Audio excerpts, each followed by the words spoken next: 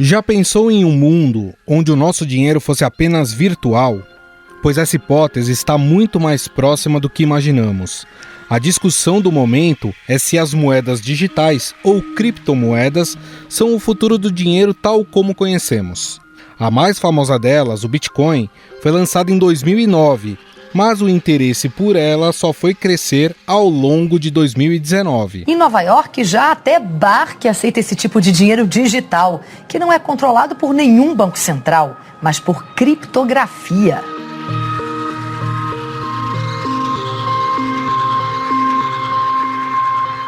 No fim de março de 2020, um Bitcoin valia R$32 mil. Um ano depois, a mesma moeda virtual era cotada em R$321 mil. Aqui no Brasil, além de comprar e vender, qualquer pessoa ou empresa poderá, a partir do meio do ano, investir na moeda digital pela Bolsa de Valores. O Bitcoin é uma moeda totalmente digital, 100% descentralizada, ou seja, não é emitida pelo Banco Central. A própria rede e seus participantes garantem o funcionamento da criptomoeda. A Receita Federal, inclusive, criou um campo na declaração do imposto de renda para informar investimentos na criptomoeda. A partir de agosto, as corretoras deverão informar à Receita Federal, por exemplo, quem são as pessoas que estão comprando e vendendo bitcoins e ainda os valores movimentados nas transações. Milhares de estabelecimentos no Brasil e em outros países do mundo já aceita o Bitcoin como pagamento na venda de produtos ou serviços. Na capital paulista já são pelo menos 30 estabelecimentos. Este restaurante aceita a criptomoeda há 4 meses e viu o movimento de clientes subir. Assim como qualquer outro investimento, as criptomoedas estão sujeitas às variações do mercado, tanto que na semana passada o Bitcoin perdeu 15% do seu valor. Mas o Bitcoin não é a única modalidade de moedas virtuais. Existe um grande número de criptomoedas e de moedas estáveis. A chamada stablecoin tem seu valor de mercado indexado a outro ativo ou uma cesta de ativos. Por exemplo, o valor do dólar americano. Quem chega por aqui para explicar melhor esse mercado de criptomoedas é o editor do E-Investidor do Estadão, Márcio Croin. As criptomoedas vão fazer cada vez mais parte da carteira de investimentos de todo brasileiro. Se você olha o ano de 2020, e quem acompanhou um pouquinho de perto, quem aproveitou o melhor momento do Bitcoin pode ter conseguido uma valorização de 7 vezes o investimento. É algo bem complicado, de se alcançar num mercado, vamos dizer, tradicional. Você dobrar o valor da sua carteira.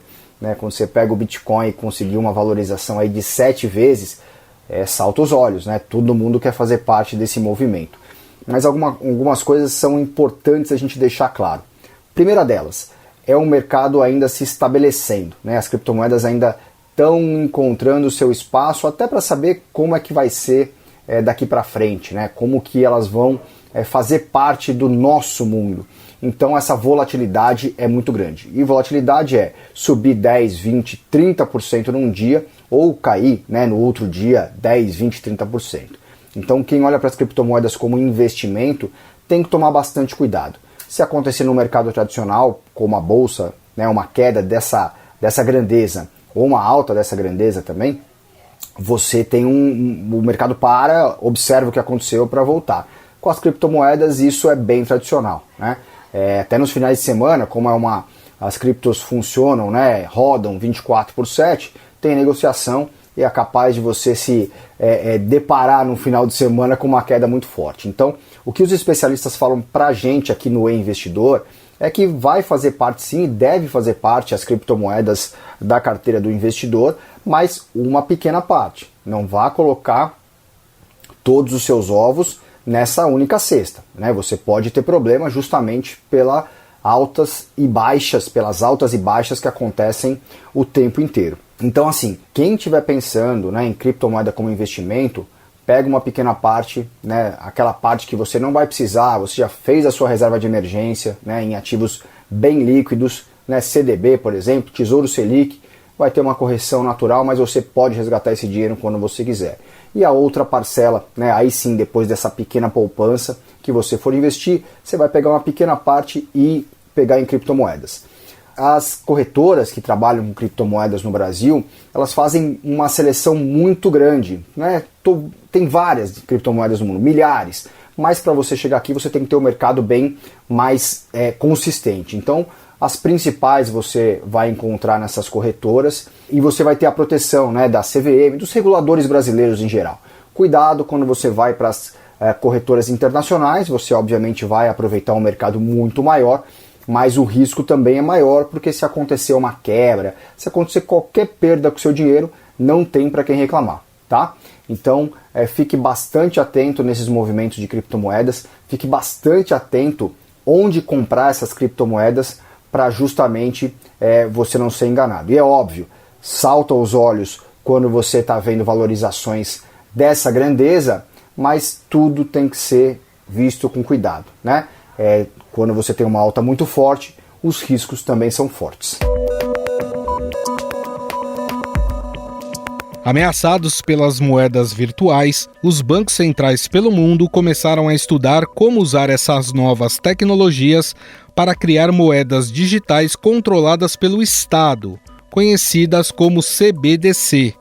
Um exemplo é o Uruguai, que emitiu e-pesos em um teste bem sucedido e está considerando a continuação do projeto em maior escala. O maior projeto em desenvolvimento no mundo é o do Banco Popular da China, que se destina em parte a substituir o dinheiro físico. Mas como funcionaria o uso dessas moedas virtuais no dia a dia das pessoas? Sobre o assunto, convidamos o professor de finanças da FGV e colunista do Estadão, Fábio Galo.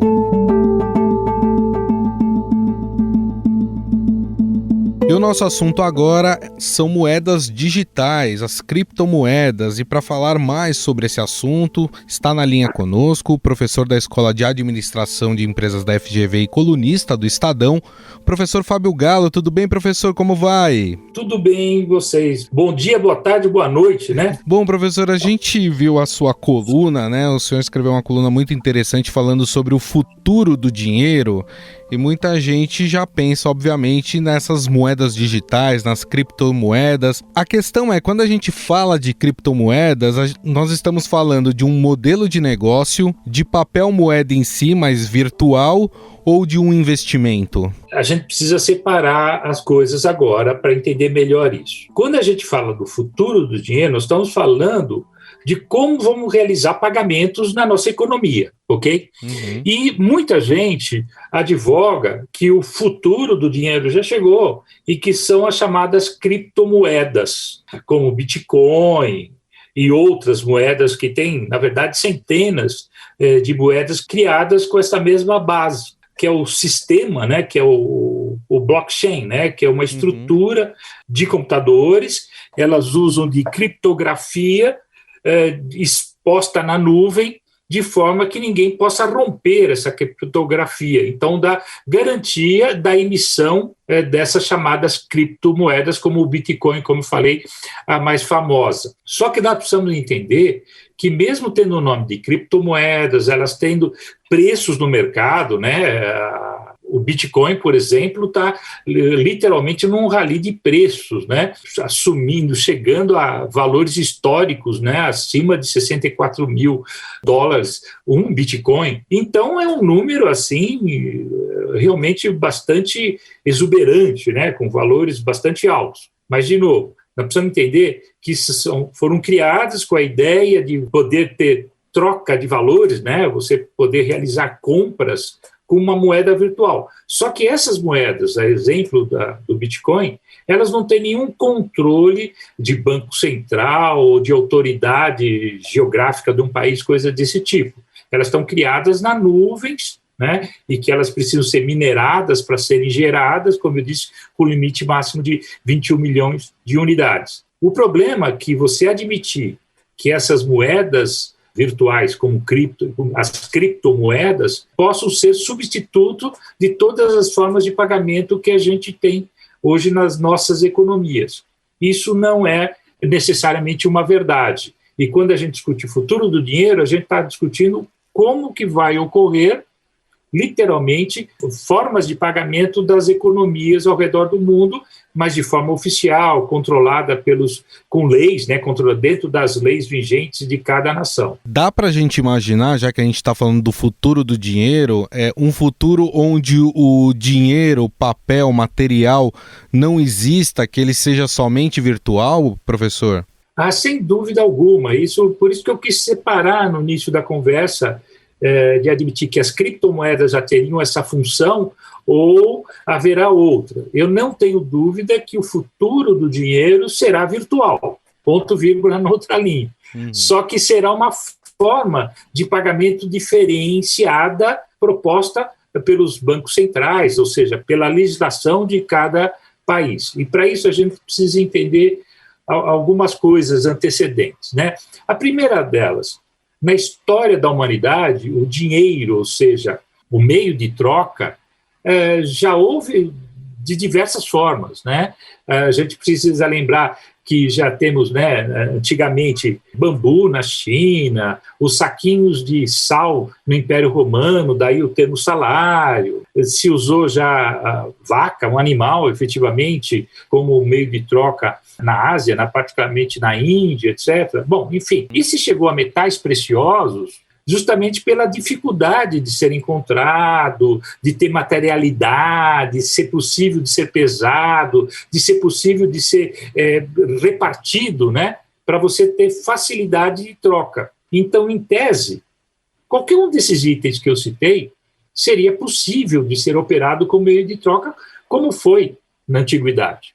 Quando nos voltamos para metais preciosos, foi uma forma inteligente da humanidade de criar uma estrutura que permitisse a troca por algo, por um padrão. E se usou o padrão ouro, só para citar. Só que isso permitiu uma evolução, que a gente trocasse ou tivesse como lastro o ouro, mas emitisse, né, gerasse em cima disso o papel moeda. No início eram moedas efetivamente, né? Depois evoluiu para o papel moeda. Quer dizer, essa própria evolução mostra que a gente tem maneiras diferentes de fazer e usar esse meio de troca.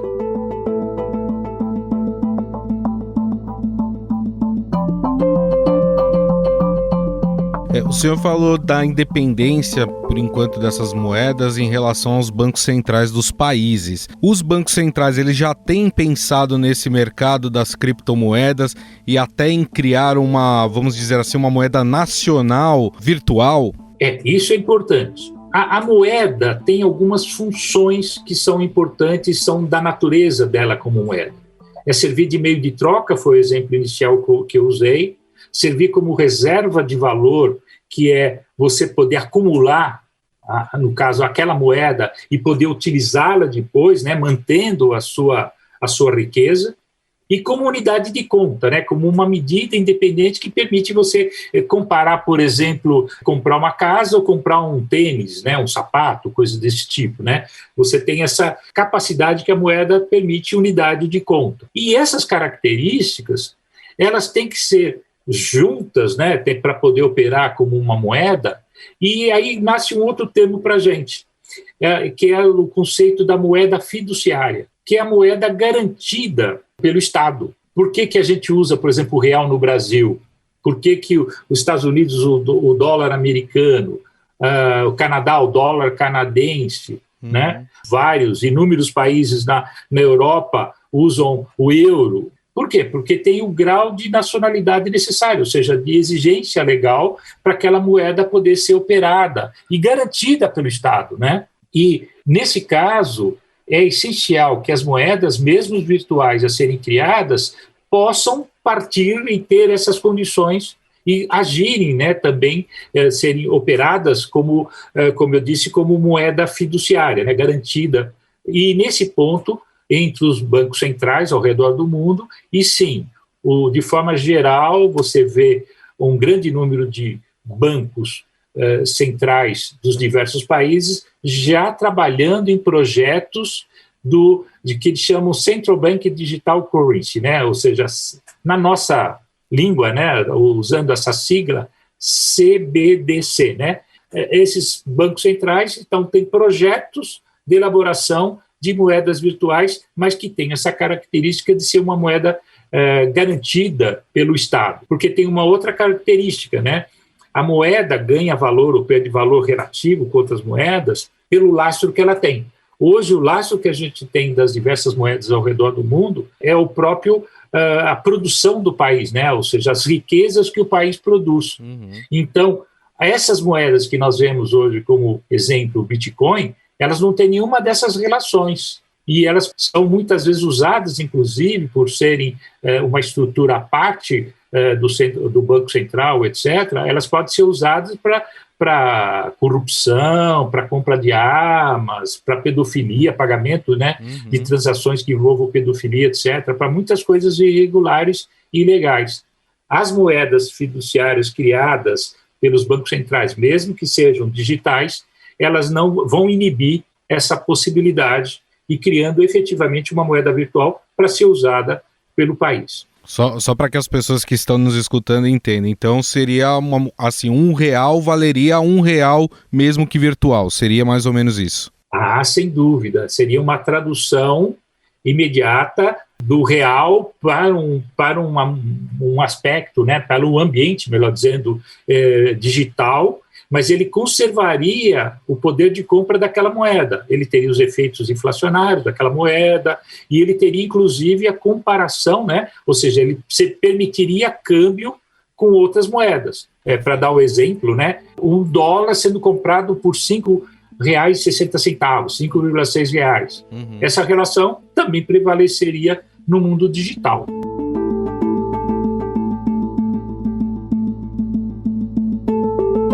O senhor falou de Brasil, né? E eu queria encerrar exatamente com essa pergunta para saber do senhor se a nossa economia, o Banco Central, está preparado, por exemplo, para fazer uma implantação de um dinheiro virtual aqui no Brasil. Como é que a gente está em relação a isso?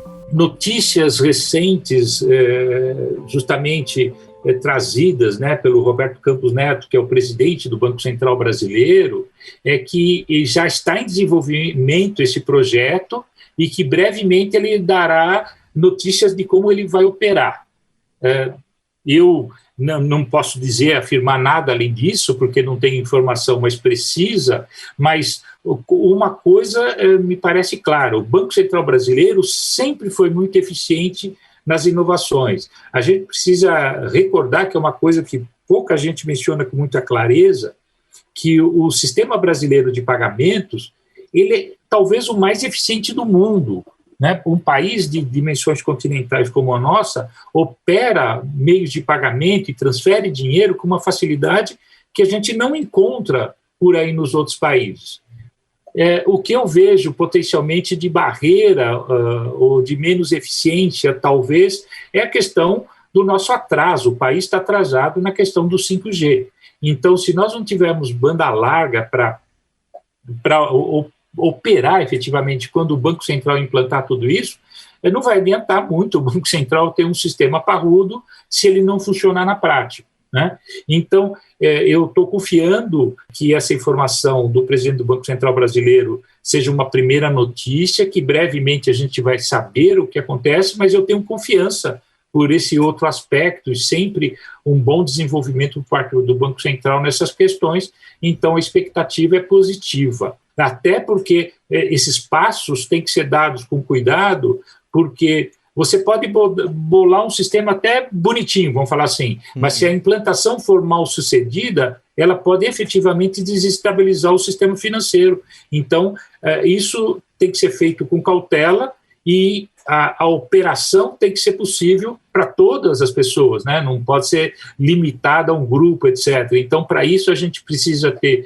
dinamização efetiva, implantação do 5G aqui no país, e isso tem que ser disseminado, e um sistema parrudo por trás que o Banco Central proponha para todos. Bom, nós conversamos com o professor da Escola de Administração de Empresas da FGV, também colunista aqui do Estadão, o professor Fábio Gallo. A gente falou um pouco sobre criptomoedas e queria agradecer mais uma vez aqui a gentileza do professor Fábio Gallo. Muito obrigado, viu, professor? Obrigado a você, obrigado a todos e até uma próxima oportunidade.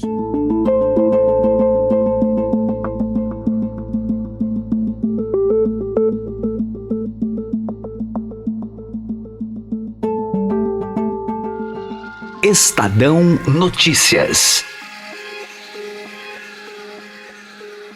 O Estadão Notícias desta quarta-feira vai ficando por aqui. Contou com a apresentação e produção minha, Gustavo Lopes, produção de Ana Paula Niederauer e montagem de Moacir Biasi. O editor do núcleo de áudio do Estadão é Emanuel Bonfim e o diretor de jornalismo do Grupo Estado é João Fábio Caminoto. Mande seu comentário e sugestão para o nosso e-mail podcast@estadão.com. Um abraço e até mais.